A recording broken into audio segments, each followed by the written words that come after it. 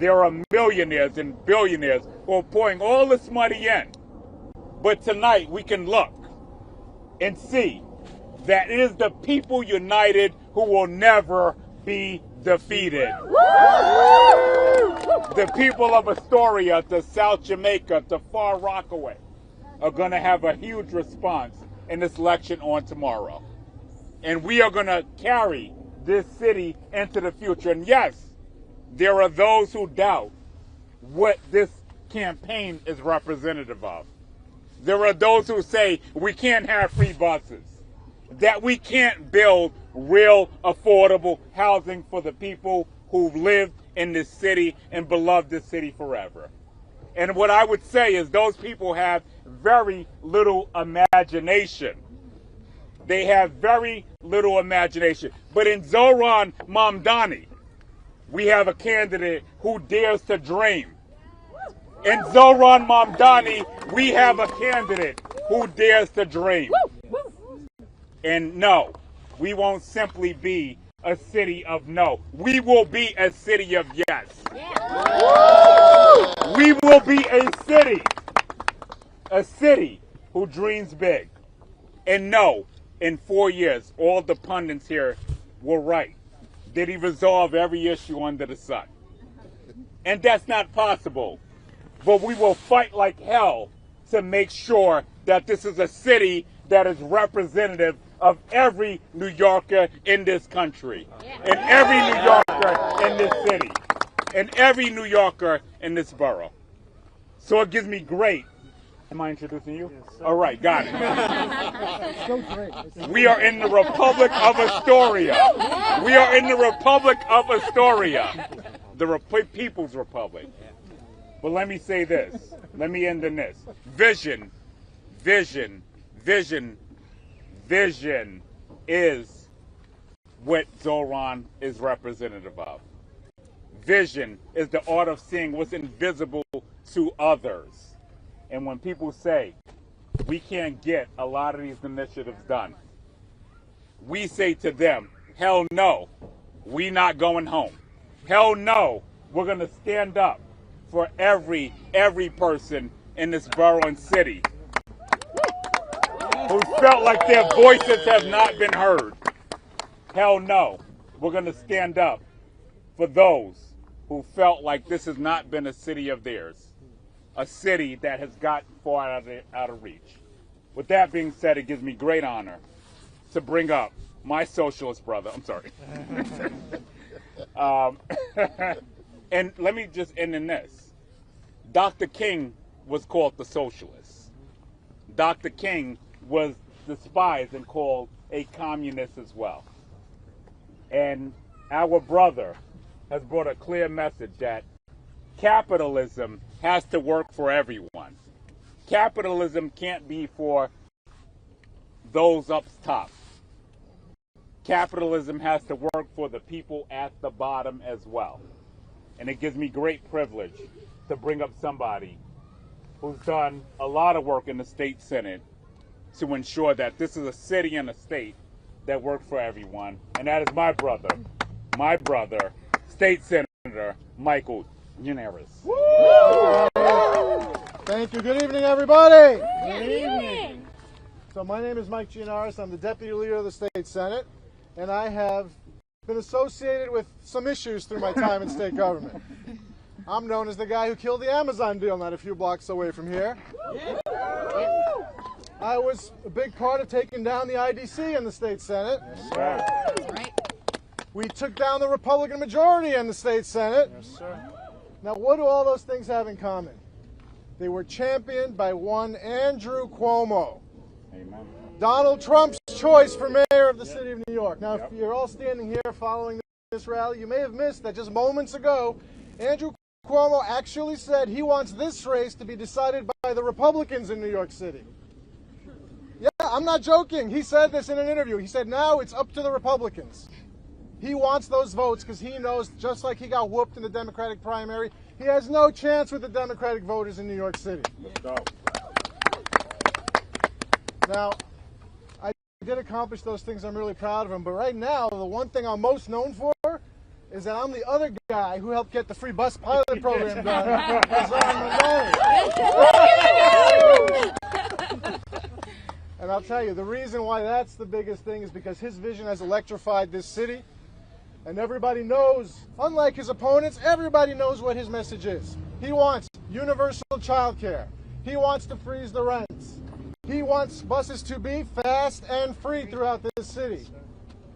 You can't name what his opponents want to do because they don't stand for anything. That is why this campaign is succeeding, because the people are listening and the people are taking to the streets to elect Zohran Mamdani, our next mayor. Now, a lot of what he wants to do, he can't do alone. He needs help. And he needs help from you all tonight and into tomorrow. And he's going to need help in Albany to get a lot of those things done. And I'm here tonight to tell you he has got partners in state government who are going to work to enact this agenda in January. I can also tell you, Andrew Cuomo, not so many friends up there. So if anyone's going to have a tough time doing anything, it's going to be the guy who got kicked out of Albany to begin with. But today we're here to push forward the positive message of the next mayor of the city of New York. I'm not introducing him either. I'm bringing up my colleague in the state senate first. But I'm so proud to be a part of this campaign. I'm so proud to see the energy in the streets. In the middle of the night, in the broad daylight, they're out here, they're working, they're rolling up their sleeves, they're sweating because it's that important. It's that important to send this message, not just to New York City, not just to New York State, not just to the United States, not just to the President of the United States who's paying attention, obviously, but to the whole world, that when the people stick together, they can do anything. We're going to change this city, and we're going to change the world because of it. Next, we're going to bring up the state senate who represents this party, Christy Gonzalez. Everyone, how are we doing tonight? We feeling good? Yeah! That's right. It is such an honor to be here. My name is Christy Gonzalez, and I am the state senator for this district right here in Astoria. Woo! And I also represent Brooklyn and Manhattan. Sorry. And let me tell you, across the three boroughs, it is so clear that what we want and what we deserve is a Zohran administration. I am so proud to stand with the Democratic nominee the night before Election Day, because this is a critical moment. As someone who grew up right here in Queens in a one-bedroom apartment in a working-class family, I have seen it from day one that this city is too hard sometimes for our families and our working New Yorkers to afford. And in this moment, it's important because we have a chance to draw a line in the sand, to say that this is a city of workers, a city of people who believe and know that we can do better, to say that we reject a presidency that has cut off SNAP benefits for our own 2.9 million New Yorkers, to reject candidates that work with them when they kidnap people off of our streets, and instead to step up and stand up and say, we know we will win better with a Zohran administration. I have worked with our assembly member and who I know will be our future mayor, Zohran Mamdani, in the assembly as the state senator, and every single day in front of the cameras and behind the scenes, he has worked tirelessly for every single thing he believes in. I've seen him go on hunger strikes. I've seen him do sleep-ins. I've seen him run miles for people like us. But tomorrow, people like us need to show up for him. And I want to say thank you to everyone who has shown up to this point, because this campaign has proven itself. Over 100,000 volunteers. Woo! Over this Sunday alone, 160,000 doors knocked. Yeah. And the most votes in a primary ever in New York City. It is clear that there is a movement behind this campaign, and we have to remember to show up tomorrow at the polls. So for every New Yorker who is at home, who has not yet voted, who has seen someone in their circle or experienced themselves the unaffordability of the city, please, I am asking you to show up, because I know we've won great things before, and I know we can elect Zohran Mamdani to win great things. So with that, it is my immense honor to introduce my absolute incredible colleague and champion and fighter, Zohran Mamdani.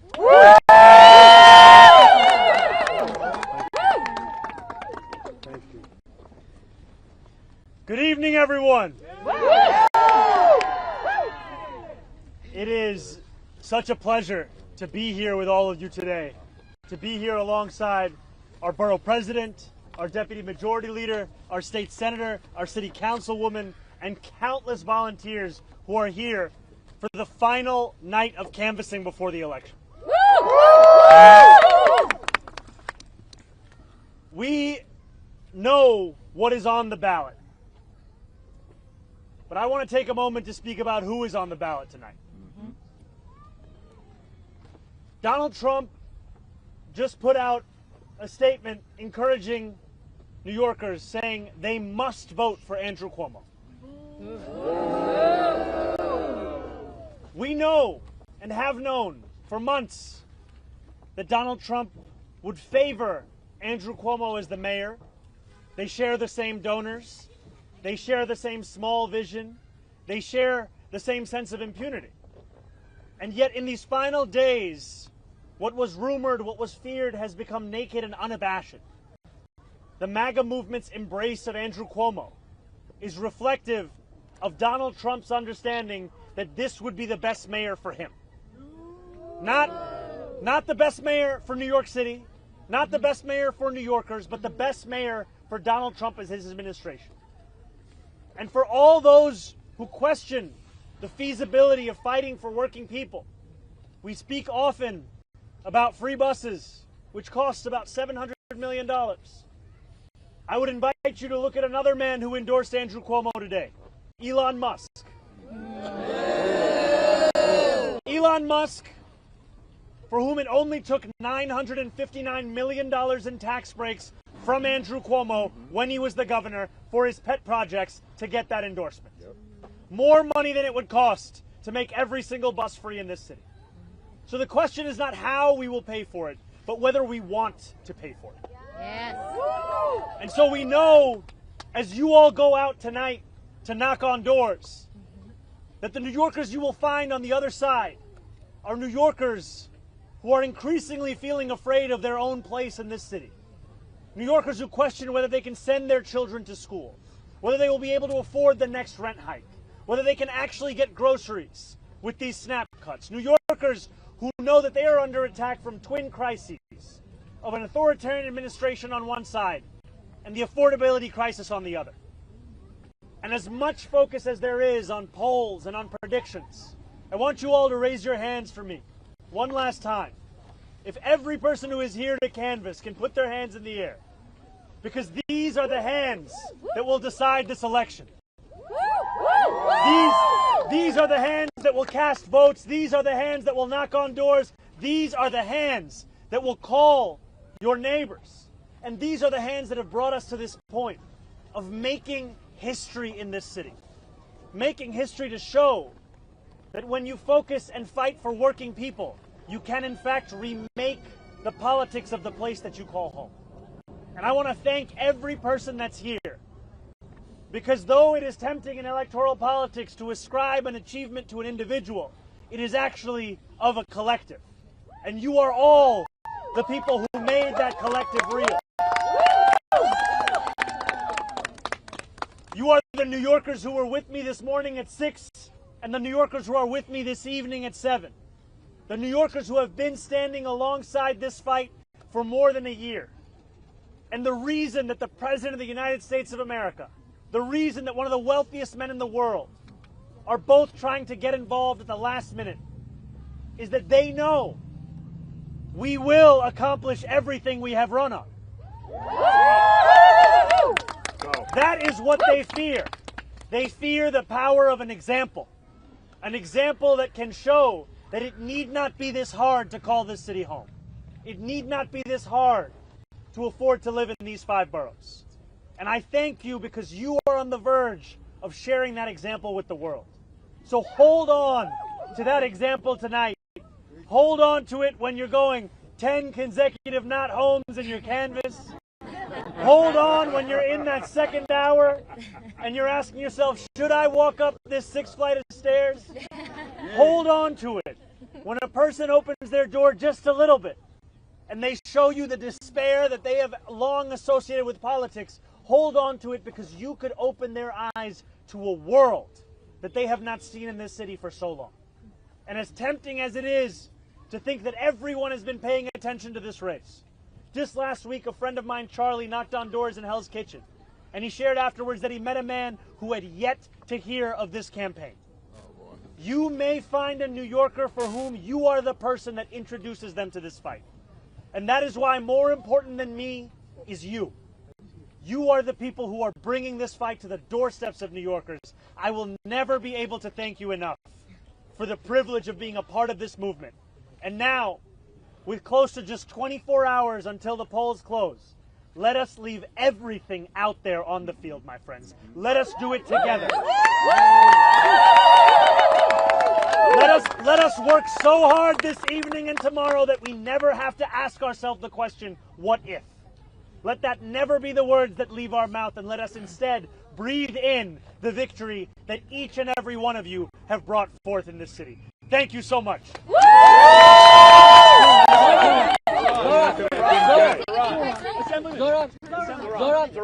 Zohran, what would your victory say to Donald Trump and to members of your own party who fear that your politics will harm the party in 26 and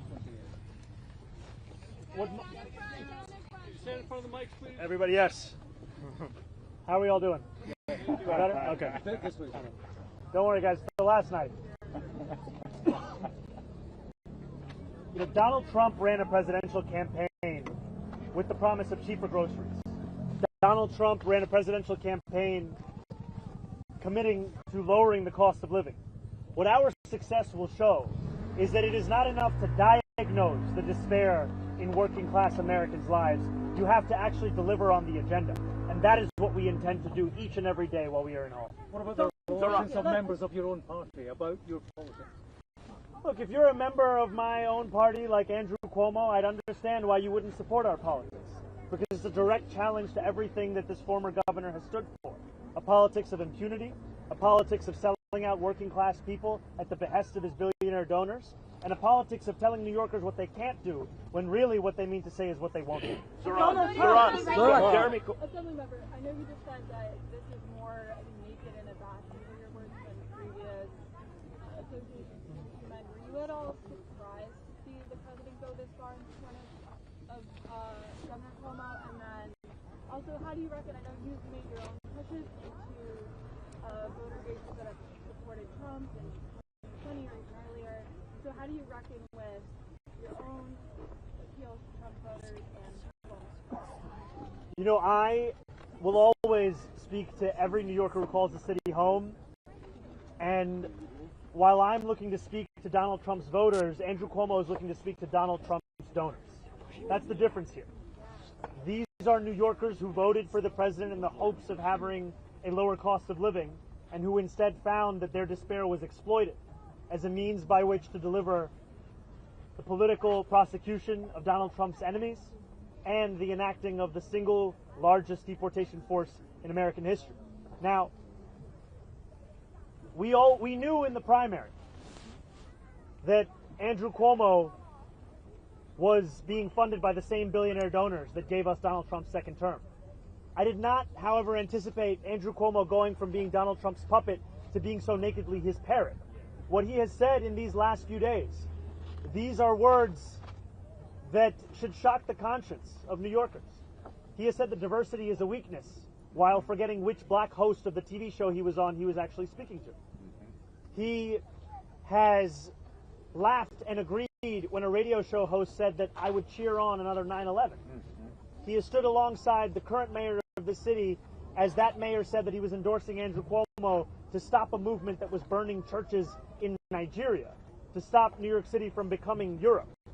And as Deputy Majority Leader Mike Gianaris said, for Andrew Cuomo's closing message to be a call for Republicans to support him, it shows what we have long known, but what he was able to hide while he was in Albany, which is that Andrew Cuomo is interested more in his own power than in living up to the ideals that make so many New Yorkers proud to be Democrats. All right, we're going to go Michael right here. Assemblyman, in his post, Donald Trump very specifically threatened to withhold federal funds, that it is highly unlikely that I will be contributing federal funds other than the very minimum to New York City. If you are elected, that is a very real threat that you are going to have to deal with. How will you address that after you're elected if you win? I will address that threat for what it is. It is a threat. It is not the law. And too often we treat everything that comes out of Donald Trump's mouth as if it is already legal just by virtue of who is saying it. And it is time to finally stand up to the bullies that make these threats, not to become the bullies ourselves. And we've seen time and time again that the best way to respond to Donald Trump and to defeat these kinds of threats is to actually stand up and fight back. You've seen leaders across this country who have shown their unwillingness to compromise on their own morals and their own values as the way in which they fight back. And too often what we found in New York City is instead a willingness to capitulate and coordinate.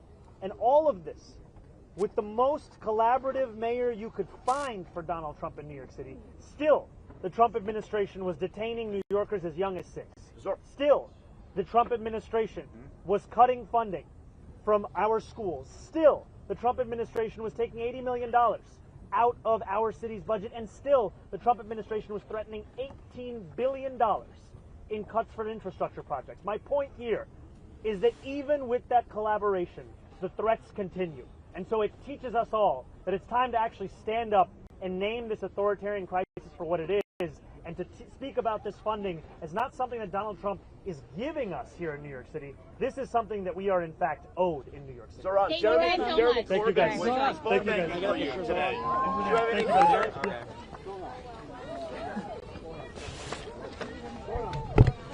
I'm so sorry. Sorry, my feet are full and sleepy. Okay, you want me to help you? I'll just go over there. Thank you. You can hold my hand if you want. I'll just go over right over there. Yeah. Thank you. That was a crazy mob. Yeah, that's fine. Like people were about to look at.